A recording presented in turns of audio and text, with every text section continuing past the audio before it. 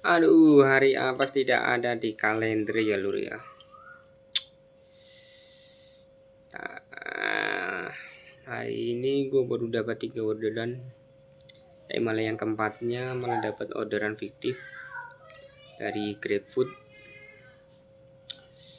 Maka orderannya itu nasi padang 4 bungkus sama 4 bungkus, totalnya itu 121.000 rupiah. Belum, karena saya belum makan. Yang 2 saya bawa pulang, yang 2 saya kasih ke yang lebih membutuhkan. Tadi ketemu ojek online juga ya di jalanan, yang sambil nunggu orderan, bapak-bapak udah berusia lanjut, makanya saya kasih aja ya, rasa kasihan. Mudah-mudahan sih besoknya dapat penggantinya yang lebih baik lagi ya. Sama ini mudah-mudahan orang-orang kayak gini tuh bisa cepat-cepat ketangkap ya, biar nggak ada lagi korban seperti saya ini. Ternyata waktu gua cek di aplikasi Get kontaknya itu ternyata bener ini order yang suka order fiktif ya. Ini namanya ntar di sini ya. Namanya aja udah Silitonga ya. Namanya Silitonga. Mudah-mudahan ini orang cepat ketangkap. Mudah-mudahan nggak ada korban lagi lah ya. Soalnya kalau kayak gitu sangat merugikan ya. Apalagi yang bikin gue sedih itu, saya ngojol itu buat persiapan buat istri lahiran. Beberapa bulan lagi, 3 bulanan lagi istri saya melahirkan lahiran ya. Tapi dari ini semua kita ambil hikmahnya aja ya. Mudah-mudahan bisa dapat lebih baik lagi. Jangan sekali-kali lah, besok-besok lagi mungkin buat GrabFoodnya saya offin dulu, paling fokus ke pantat atau mending barang sekalian tuh. Tapi kalau barang juga harus hati-hati ya, soalnya kalau kalau kayak nominalnya gede, ntar malah akun kita bisa aja dilaporin. Contohnya padahal kita udah kirim, udah sesuai, udah ini. Kadang customernya itu ngeklaim barang nggak nyampe, barang nggak ada, atau barang hilang ya, padahal barangnya udah diterima. Cuma kadang sering orangnya driver itu entah kenapa ya, kalau pas lagi pengantaran itu muka fotonya itu tuh harus jelas ya. Ini fungsinya buat apa? Fungsinya buat jaga-jaga kita, biar nanti kalau orderannya udah selesai kita bisa, biar ada buktinya ya, ini orangnya yang nerima paket, namanya orangnya ini. Soalnya apa? Buat jaga-jaga kita aja. Soalnya kalau kayak yang gini kita udah amanah tapi customernya nggak amanah, gitu aja ya. Kacau nggak tuh? Muka gua langsung pada krimis kayak gini lu. Panasan seharian, panas hujan gerimis. Ini gue sekarang udah pulang, mau lanjut makan nasi padangnya. Kacau ya. Silitonga, sekarang lu bisa lolos. Mudah-mudahan lu tunggu aja waktunya. Lu sering kayak gitu, itu ibarat aja bom waktu ya. Nah kalau ada orang yang bisa ngedetect nomor lu, jangan salahin ntar ya. Jangan salahin ntar, kalau driver kalau udah marah itu jangan salahin driver ya. Soalnya itu ulah lu sendiri, lu udah merugikan banyak orang. Kasihan driver-driver yang di sana yang fokus jadi driver online, tadi ojol. Kasihan kalau kayak gitu tuh. Niat mereka itu buat mencari nafkah, bukan mencari sensasi atau apa ya. Ingat lu ya, tanda ini ya yang namanya Silitonga ini ya, nomornya ini Buat kalian juga apa namanya, perlu juga buat get kontak ya. Download aplikasi get kontak itu sangat perlu ya. Soalnya di situ tuh ntar kalian itu bisa ngelihat nih orang siapa sih sebenarnya, nama aslinya siapa. Siapa tahu kan kalau ntar di titik penjumpaan siapa tahu ada yang kenal, bisa disamperin langsung ya.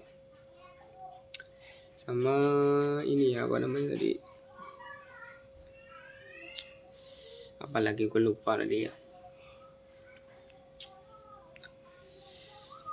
Fungsinya kayak get kontak itu kalau bisa sih kayak buat ngelacak ya. Kalau kalian nih yang bisa hacker atau apa tuh bisa langsung dicek ya, bisa dilacak nih nomornya ini nih, biar apa, biar nggak ada korban lagi. Kalau bisa, kalau misalkan ketemu kabarin aja biar kita geruduk bareng-bareng. Namanya si Litonga yang suka order fiktif makanan.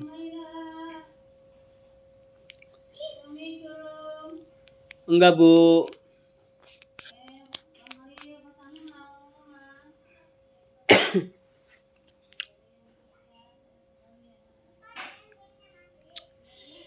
Aduh, kacau hari ini ya.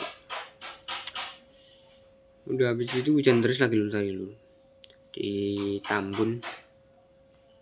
Lagi nungguin ini sama, oh iya saya lupa nih, saya kasih tahu ke kalian nih.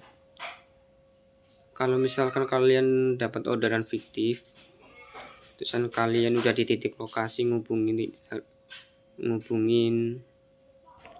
customer, jika kalian ternyata nggak ada respon, nggak ada jawaban, mending kalian tunggu aja 15 menitan ya. Lalu tinggal habis itu kalian ke pusat bantuan dari Grab.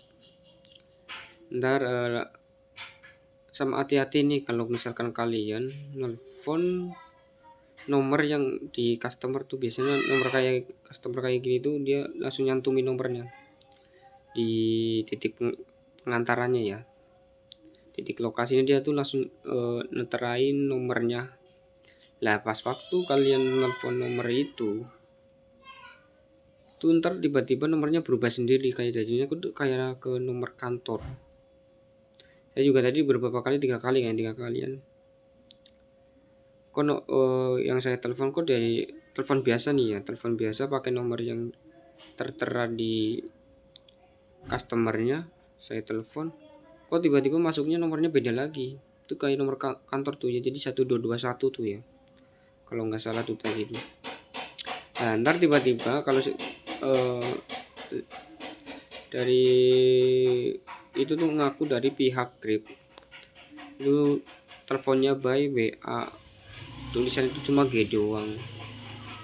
Jadi dia tuh ntar dia nanya ini, dia ngaku-ngaku sebagai pihak dari Grab, dari pihak customer pihak service dari Grab ya.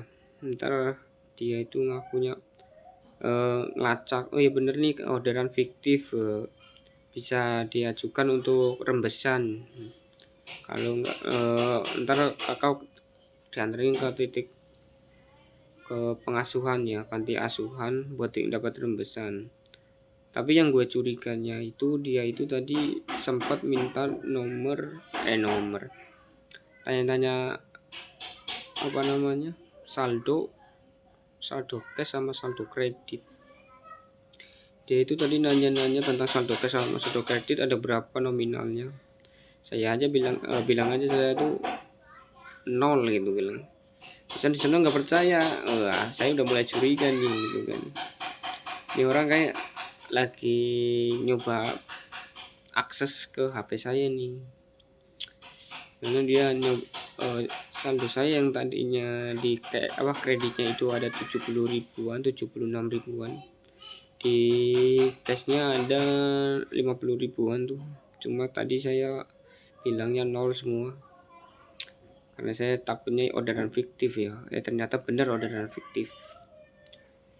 Nah ntar kalau buat kalian tuh wanti-wanti ya, hati-hati kalau tiba-tiba kalian dapat orderan fiktif, sama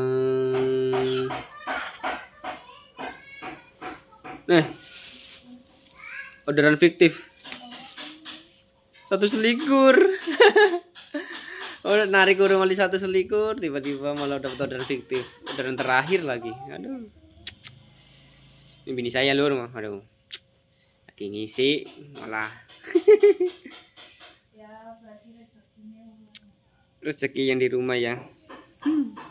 Ya itu ya buat kalian, wanti-wanti kalau ntar nanti dapat orderan fiktif, sama wanti-wanti kalau tiba-tiba ada yang nelpon by WA atau by ngaku-ngaku dari pihak kantor, kalian harus waspada ya. Itu tuh kayaknya dari orang-orang yang tidak bertanggung jawab yang nyoba masuk ke akses HP kita ya. Takutnya dia mau membobol, ngehack, meretas HP kita ya. Hati-hati aja. Kalau ditanya saldo apa, bilang aja kosong aja, kosong. Kalau ditanya kode OTP, jangan sekali-kali ngasih kode OTP ke orang yang tidak dikenal ya. Apalagi yang ngaku-ngaku sebagai pihak dari Grab. Apalagi itu teleponnya dari telepon WA lagi, itu lebih ngaco lagi itu. Kalau yang benar itu kan itu langsung dari pusat bantuan, kalian klik aja itu. Kalau misalkan beberapa kali belum ada, cobain bentar, habis itu nelpon lagi baru bisa itu. Tadi saya juga sempat kayak gitu.